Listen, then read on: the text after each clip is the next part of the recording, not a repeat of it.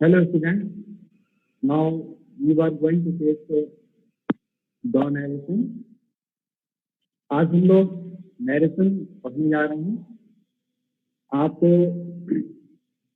Narration जो है वह क्या होता है? सबसे पहले हम जाने कि नरेशन व्हाट इज नरेशन। तो नरेशन कहने का मतलब है कि हम लोग जो बोलते हैं, हमारे द्वारा जो बोला जाता है वह सब स्पीच होता है। यानी हम जो बोलते हैं हमारे मुंह से स्पीच निकलता है, यह स्पीच दो तरीके से होता है। यानी नरेशन को हम लोग स्पीच नहीं कहते। एक जो होता है वो डायरेक्ट होता है। जैसे मान लीजिए कि अभी 9 बजे से हम लोग डीडी नेशनल पर रामायण देखेंगे, रामायण सीरियल आ रहा है, तो टीवी का स्क्रीन होता है, उस पर बैठ कर हम आराम से देखते हैं। रामायण चल रहा है, सीरियल चल रहा है, सभी एक्टर अपना अभिनय कर रहे हैं और हम देख रहे हैं। तो हम जो देख रहे हैं स्क्रीन पर वह क्या है? डायरेक्ट। इसलिए कि जो भी एक्टर हैं जो बोल रहे हैं वो डायरेक्ट बोलते जा रहे हैं, उसको सुनते जा रहे हैं। उनके द्वारा जो एक्शन में बोला जा रहा है वह डायरेक्ट स्पीच होगा। इसका अलग एग्जाम्पल भी ले सकते हैं।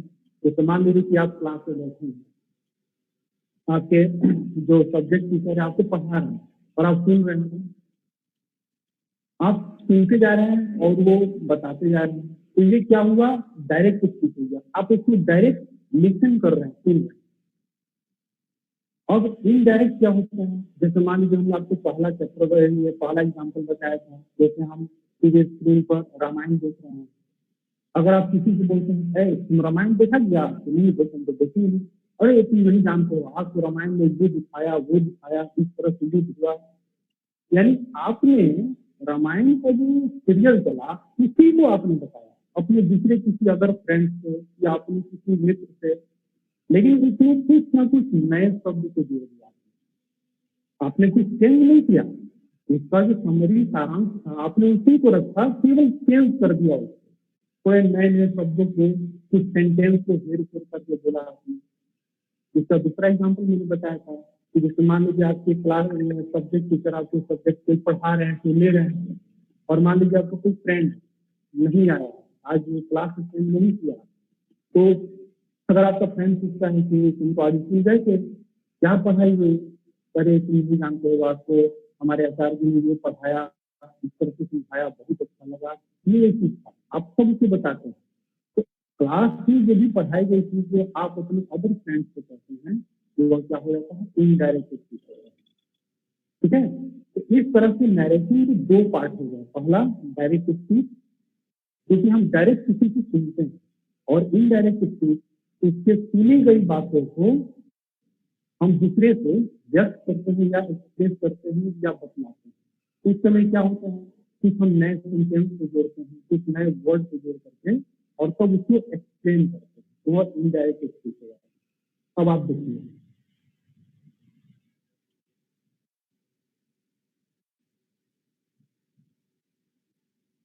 हम लोग नरेशन पढ़ने जा रहे हैं।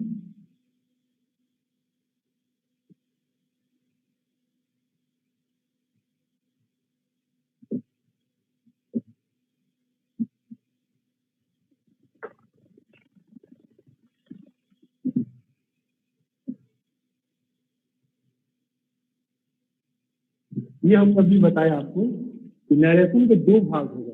यानी नरेशन जिसको हम स्पीच भी करते हैं,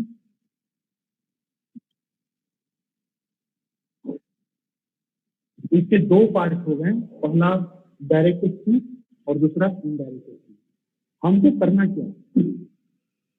हमारे पास जो भी एग्जाम में क्वेश्चन आएंगे, अब होता है कि स्टूडेंट इसमें करना क्या है, तो हमारे पास जो भी क्वेश्चन आएंगे वह डायरेक्ट स्पीच में आते हैं, उनको हमको इनडायरेक्ट करना पड़ता है। कभी कभी क्या होता है कि क्वेश्चन को थोड़ा पलट दिया जाता, वो इनडायरेक्ट नहीं देगा, आपको डायरेक्ट नहीं करना पड़ेगा। तो इसलिए हमको इसके जो भीतर जो स्टेप्स होते हैं उसको बढ़िया से समझना बहुत जरूरी है। तो सबसे पहले जो डायरेक्ट स्पीच होता है उसको हम देखते हैं।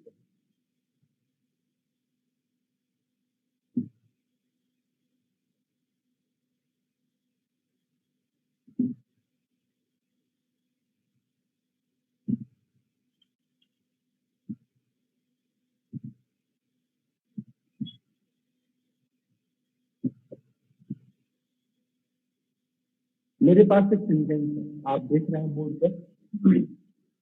इस सेंटेंस में दो सेंटेंस दिया गया, पूरा यहाँ से लेकर वहां तक जो है, इसमें सेंटेंस के दो पार्ट। पहला पार्ट आपका ये है और दूसरा यहाँ से यहाँ तक, इससे दो कैटेगरी। आप देखेंगे हम यहाँ राम लिखे हैं, ये क्या है, सेंटेंस का आपको सब्जेक्ट है, और इसके बाद में शेड क्या है, वर्ब है।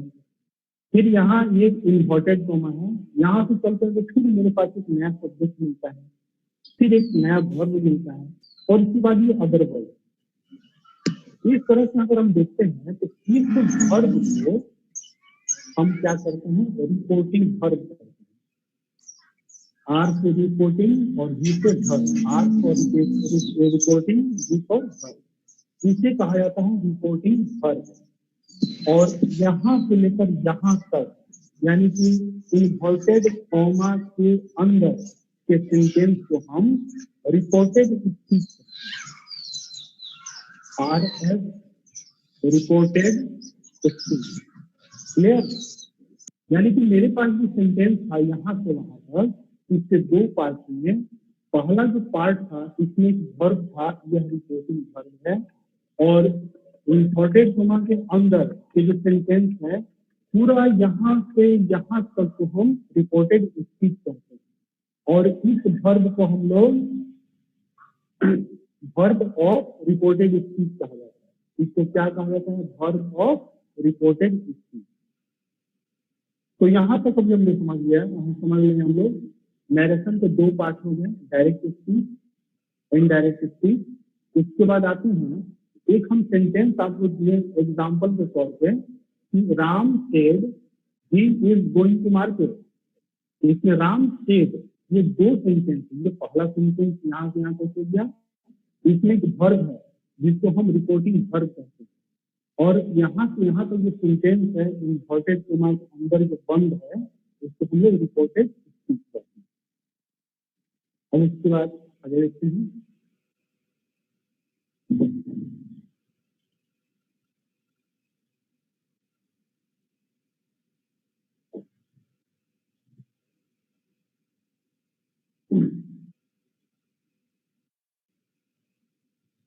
अब जब हम इतना समझ जाते हैं तो इसके कुछ रूल्स होते हैं, क्योंकि हम जानते हैं कि किसी भी चीज को बनाने से पहले उसके रूल्स को जानना जरूरी है, उसके स्टेप्स को जानना जरूरी है, तब हम सीधे रूल्स पे आते हैं।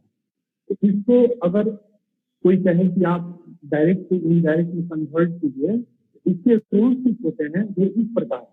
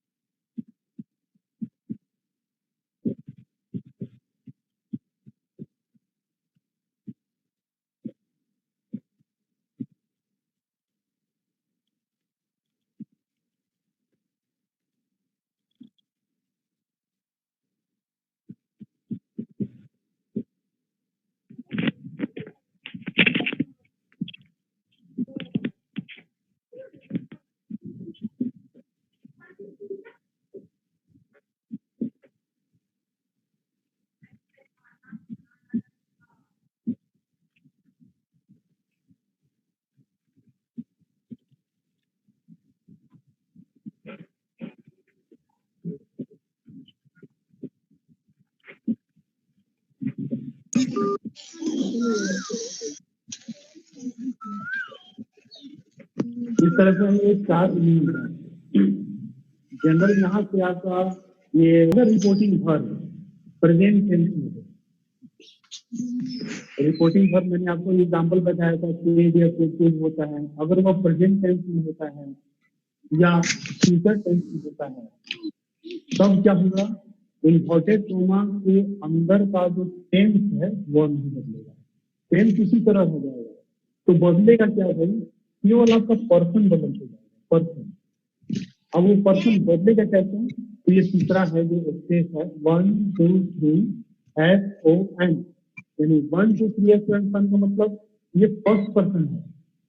फर्स्ट पर्सन सब्जेक्ट के अनुसार चेंज हो जाएगा, सेकंड पर्सन ऑब्जेक्ट के अनुसार चेंज होगा, और थर्ड पर्सन नो चेंज, वो चेंज नहीं होगा। अब ये तीसरा नियम के बाद होता है कि जब हम बनाएंगे तो उसको इन्वर्टेड कॉमा को रिमूव करना पड़ता है। जब हम इनडायरेक्ट बनाते हैं तो रिमूव करने के लिए हम क्या करते हैं, दैट का प्रयोग करते हैं। क्लियर? तो इस तरह से हम देखते हैं 4 नियम है। अब इस 4 नियम पर हम एग्जाम्पल कैसे बनाते हैं, इस 4 नियम को बनाकर देखेंगे कैसे। तो इस 4 नियम को बनाने के बाद देखेंगे मेरी सुनने बंद करो, मेरे को नहीं पढ़ना चाहिए।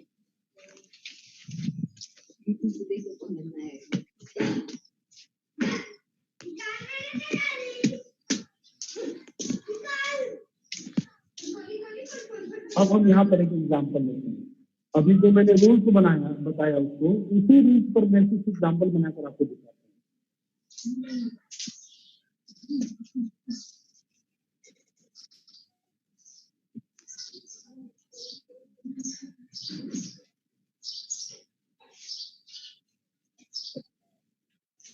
ये आपका एक सेंटेंस है, ये सेंटेंस कैसा है तो डायरेक्ट स्पीकिंग है।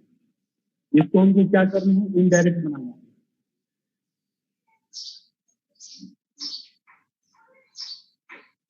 He says, इन्वर्टेड कॉमा है, he goes to market, तो ये सेंटेंस है, he goes to school। Sorry, अब इसको अगर हम इनडायरेक्ट करते हैं तो he सब्जेक्ट का ही कर जाएगा और केस का केस ही रहेगा। नियम कहता है कि इन्वर्टेड कॉमा को हटाने के लिए दैट का प्रयोग करेंगे, तो इसको हम यहाँ पर दैट लिख देंगे। दैट लिखने के बाद अब इस सब्जेक्ट को देखना है कि ये कौन सा सब्जेक्ट है, कौन सा पर्सन है, क्योंकि हमको मेन पर्सन ही देखना है। तो हम देखते हैं कि ही कौन सा पर्सन है, तो थर्ड पर्सन का सिंगुलर। तो हमने अभी बताया था कि अगर ये नियम जो है 1 2 3 इंसान, तो थर्ड पर्सन होगा तो नो चेंज होगा, यानी हमको इसको चेंज नहीं करना है। तो ही का नहीं कर दिया, और उसके बाद कहता है कि टेंस को भी चेंज नहीं करना है। तो ही गोस टू स्कूल, आपका ये बन गया, ठीक है। ही गोस टू स्कूल। अब एक दूसरा एग्जाम्पल लेते हैं। अगर हम कहते हैं राम says to me,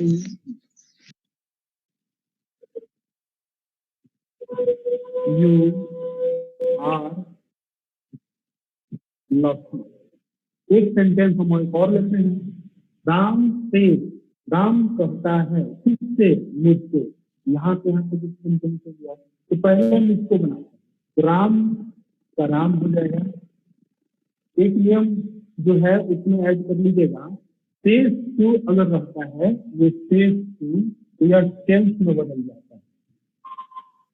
अगर अकेला सेज रहेगा तो इसी तरह उतर जाएगा, लेकिन इसके बाद अगर टू लग जाता है तो इसको हम टेंस में चेंज कर देंगे। तो राम सेज टू को हमने टेंस में बदल दिया और ही उसी तरह। इन्वर्टेड कॉमा को हटाएंगे तो पहले के नियम के अनुसार दैट हो जाएगा।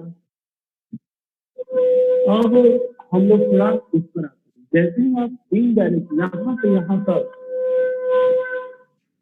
यहाँ तक जब बनाना शुरू करेंगे तो सबसे पहले इसको देखना है कि ये जो सब्जेक्ट है वो कौन सा पर्सन है, कौन सा पर्सन है। तो यू देखते हैं, यू कौन सा पर्सन है, सेकेंड पर्सन।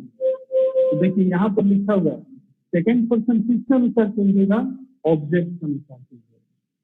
तो भाई यहाँ से यहाँ तक जो सेंटेंस है इसमें सब्जेक्ट यह है, केस टू वर्ब है और मी क्या है, ऑब्जेक्ट है। यानी राम सब्जेक्ट हो गया, केस टू वर्ब हो गया और मी क्या हो गया, ऑब्जेक्ट हो गया। तो हमको अब यू किससे चेंज करना है, डायरेक्ट मी से चेंज करना, ऑब्जेक्ट से चेंज करना है। तब यू जो है मी के अनुसार चेंज होगा, तब यहाँ पर ये आई हो जाएगा। तो बढ़िया से ध्यान से सुनिएगा, इसको देखिएगा। यहाँ पर यू जो है, यू की जगह पर मैंने आई लिखा।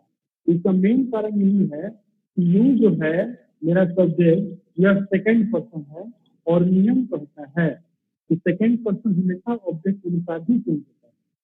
तो यू यहाँ पर मी था, यहाँ पर आई हो गया। अगर यहाँ पर हिम रहता, HIM, तो यू हिम के अनुसार चेंज होकर यहाँ पर ही हो जाता। यहाँ पर अगर हर होता तो यहाँ पर सी हो जाता। यानी यहाँ पर जैसा का सब्जेक्ट ऑब्जेक्ट होगा उसी के अनुसार यू कन्वर्ट होते चला जाएगा। हम लोग यहाँ तक समझ में, राम, टेल, मी, इन्वर्टेड कॉमा को हटा दिए तो दैट हो गया। यू मी के अनुसार यहाँ पर आई हो गया। अब यू के साथ तो आर लगा है, तो आई के साथ हम आर को लगा नहीं सकते हैं। आई के साथ क्या लगाएंगे, एम, आई एम और लकी। लकी तो कोई पर्सन नहीं है, तो लकी उसी तरह चल जाएगा। आपका इन्वर्टेड कॉमा हट गया। ये पूरा यहाँ से यहाँ तक इनडायरेक्ट स्पीच बन गया।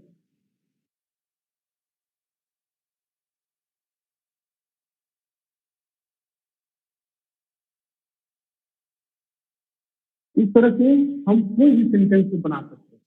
एक और सेंटेंस लेते हैं, जैसे सीता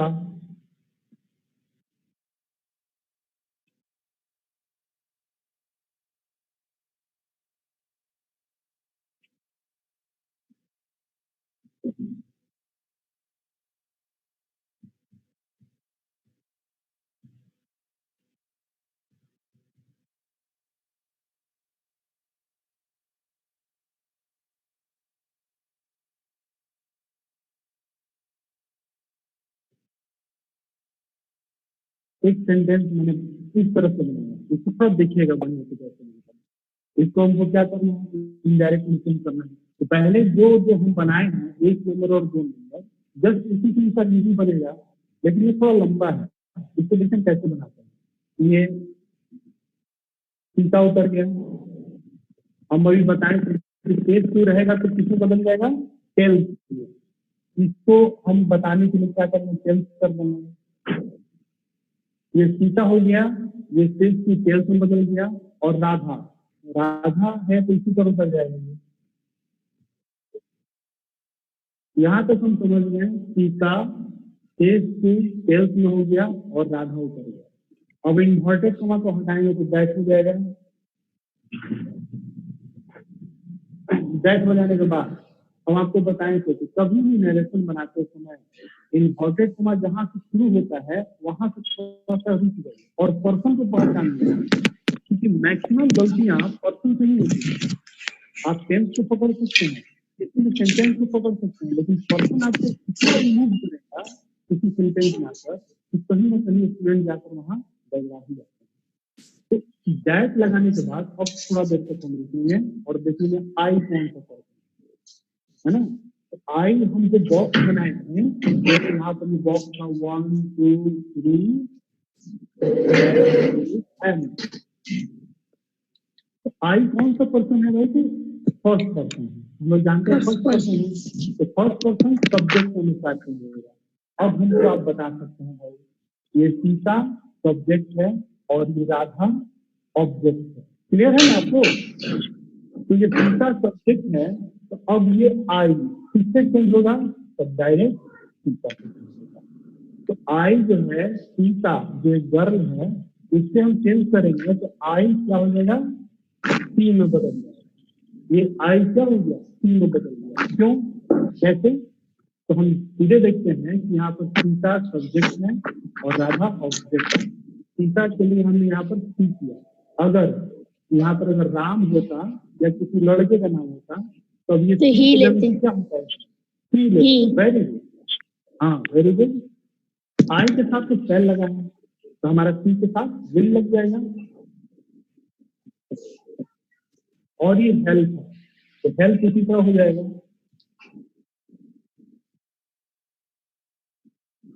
अब फिर अंत में यू फिर थोड़ा सा जुड़ जाएंगे, क्योंकि यू पर्सन है। हम बार बार बोले तो पर्सन ही आपको कंफ्यूज करेगा, तो यू कौन सा पर्सन है, फिर इस पर आएंगे। यू क्या है, तो सेकेंड पर्सन है। सेकेंड पर्सन किसके अनुसार चलेगा, ऑब्जेक्ट के अनुसार चलेगा। तो ये आपका सब्जेक्ट है, तो राधा क्या है, ऑब्जेक्ट है। तो राधा के अनुसार चलेगा, तो यहाँ पर क्या होगा, हर हो जाएगा। ठीक है, अगर यहाँ पर कोई लड़का रहता तो क्या होता है, हिम। हाँ, वेरी गुड। अब आज जो पहला रूल हम लोग देखा, पहला रूल जो है ये सामान्य सा नियम है, जो हम लोग जनरल रूल बने हैं नैरेशन का, जिसमें कोई टेंस अभी चेंज नहीं हुआ, केवल हम इस पर्सन को चेंज करना सीखे। ठीक है, पर्सन को चेंज करना। हम लोग ये देख लेंगे, आज जो नैरेशन का पहला स्टेज यानी पहला कदम नैरेशन की तरफ हमने बढ़ाया।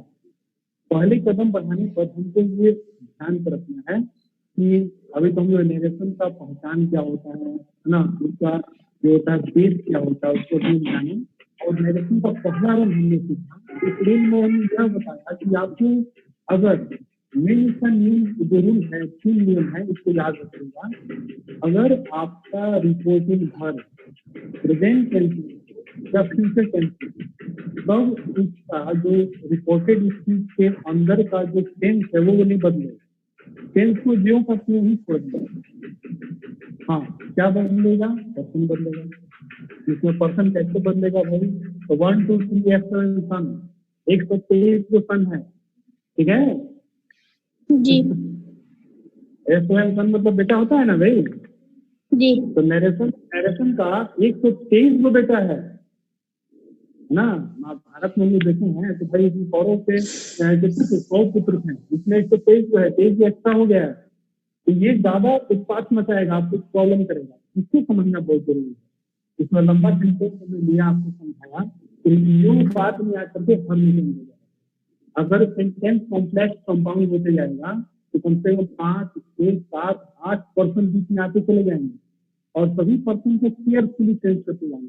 अगर एक भी पर्सन गड़बड़ होता है तो नैरेशन में मार कर सकते हैं। ठीक है जी। अब आपको कोई डाउट है तो पूछ सकते हैं।